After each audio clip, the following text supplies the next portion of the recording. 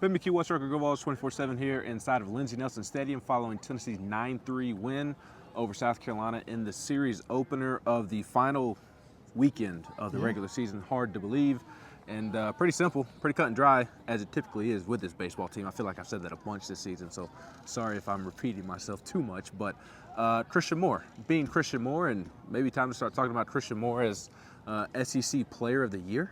Yeah, I mean, I think for me, it's kind of sad, but also true that this is going to remind a lot of people of the college basketball season where the award had been given to Zach Edey, and that's just what it was. And hey, at the end of the day, Edey, that team beat Connect's team, so at the end of the day, fair is fair, right? But I think this thing was, given first to Caglione, and then it was given to Charlie Condon.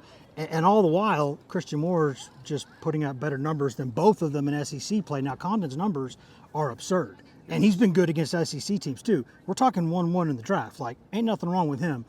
But purely in those SEC games, I think 19 home runs in 28 games so far in league play for Christian Moore. He's unbelievable. I mean, he is, and he came a couple feet away from a third tonight. I mean, just an unbelievable baseball player. Yeah, he is, and I think the biggest thing, and we talk about this a lot, how the grit and the determination is the best trait that this team has. To me, that's, I know the numbers and the baseball skill set is phenomenal, but the grit and determination by Christian Moore continues to stand out, because how many times has he picked his team up? I mean, yet again today, Ethan Petrie, who is an absolute beast for South Carolina, just smashes the ball into the porches in the top of the first inning. And then Christian Moore does his thing by calming the waters and leading off the bottom of the first with a home run that tied the game and broke the single-season home run record, oh, by the way. And then 2 innings later, comes back and hits another solo home run to lead off the inning, I believe it was, or maybe it was with 2 outs, over the batter's eye yet again. 2 home runs in 3 innings. That one gave Tennessee the lead, and it just calmed the waters for Tennessee and set the tone and allowed everybody to just play freely, I think. Yeah, I mean, it's getting to where this was an interesting conversation, Ben, because you remember the feeling that he had every time, Beck came to the plate, Gilbert came to the plate, Trey Lipscomb, his senior season, every time he came to the plate. Some guys, it's just every time they come to the plate, you're like, this is interesting. What Moore's doing now is statistically better than all that. So every time he comes to the plate, I mean, you're thinking, don't throw a strike. I mean, at this point, Tennessee fans are probably screaming, listening to this, saying, don't say anything, but everybody knows. I mean, there's no secrets in this league, but people keep throwing him strikes, and I don't understand why, because when they do, he just murders them. Yeah, and what makes that decision difficult is Blake Burke and Billy Amick and Dylan Dreiling lined up behind them. Yeah. So Simo kind of settles the storm there, and then everybody else gets going as well. You had Kavars Tears with the big 3-run home run. Tony Vitello shaking up the lineup a little bit today. Kavars Tears hitting 6th, Dylan Dreiling hitting 4th, Hunter Inslee hitting 5th in that 3rd inning, in which Kavars Tears opened up the game with that 3-run homer.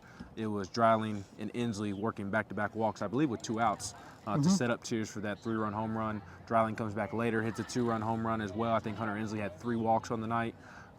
Those 3 guys making Tony Vitello look really smart tonight. Yeah, it's funny to me that we sit here, and I don't think we're wrong about this, but we sit here, when you cover a team that is just kind of consistently dominant. I remember early in my career covering some of Pat Summitt's teams, where you sit there and you feel like you spend a disproportionate amount of time thinking about the couple things that might go wrong. Nitpicking. Because you're nitpicking, because you feel like that's your job. Like, you want to say, what's a coach going to do? Right. He's going to look at some of these couple things, or she's going to look at these couple things that aren't going right, where at the end of the day, 95+% of everything is going well. It's the #1 baseball team in the country, and they just we nitpick on little things, but there are so many things they do at such a high level. I mean, look at that Vandy Kentucky game tonight. That thing turned a little bit when Vandy couldn't turn a 1-6-3 double play, and tonight, I mean, Tennessee, when anytime anything could have got going, they snuffed it out immediately with Causey and Moore turning the 1-4-3 double play. Maybe Curley could have gotten there a little faster, but Moore picked him up again and made the play there.